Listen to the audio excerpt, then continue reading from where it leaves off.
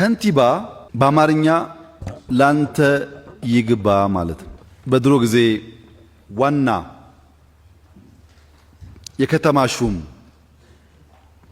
ዳኛ፣ ገዥ የከተማው ቀረጥና የዳኝነት የገንዘብ ሀብት ወደ አንተ ይግባ የሚል ትርጓሜ ያለው በግዕዝ ይባ ህቤከ ወይም ወደ አንተ ይግባ።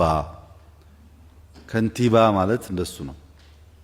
በእንግሊዘኛ ወይም በላቲን ሜየር ማለት ቢገር ግሬተር ማለት ነው። the highest ranking official in municipal government ማለት ነው። ትልቁ ገንዘቡንም መሬቱንም ሰውንም የሚያስተዳድር የአንድ ስፍራ ቁንጮ ከንቲባ ይባላል። ከንቲባ የሚለውን ማዕረግ፣ ከንቲባ የሚለውን ሹመት ከናንተ በላይ ያለ ደረጃ ወይም የናንተ ምክር ቤት ቢሰጣችሁም ከንቲባ ከሆናችሁበት ቀን ጀምሮ የዚያ ከተማ ሰው፣ መሬት፣ ገቢ፣ የዕለት ጉርስ ጉዳይ ሁሉ አለቃ ናችሁ ማለት ነው። ከንቲባ እንደ አባት በሚሆንበት ሰዓት እንደ ወላጅ የከተማውን ነዋሪዎች ይንከባከባል። እንደ ወላጅ፣ እንደ መሐንዲስ ይቀይሳል። በዚህ ጋር ፍርሼ መንገድ ሰርቼ እያለ ይቀይሳል።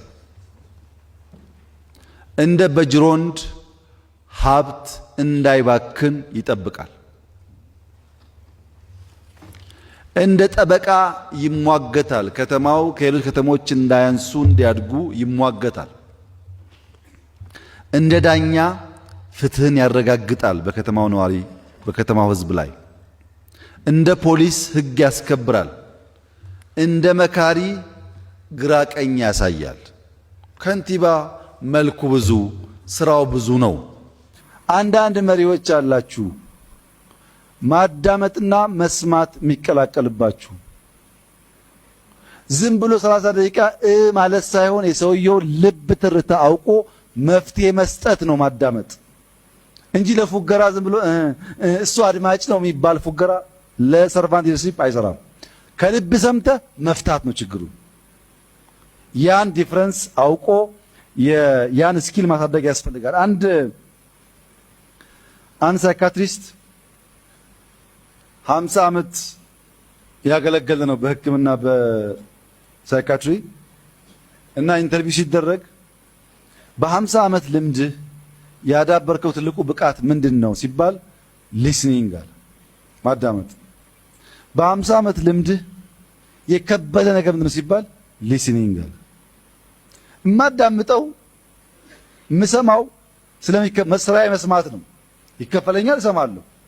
ግን ለሁሉም ሰው ኢኳሊ አላዳምጥም። 30-40 ደቂቃ እሰማለሁ። እማዳምጥላቸውን ፈታላቸዋለሁ። እምሰማላቸው ከነችግራቸው ከፍለውኝ ይሄዳሉ አለ። ማዳመጥ ቀላል ጉዳይ አይደለም ከልብ ሲሆን፣ የሰው ችግር ከመረዳት አንጻር ሲሆን፣ ነገር ግን ለማስመሰል መስማት ደግሞ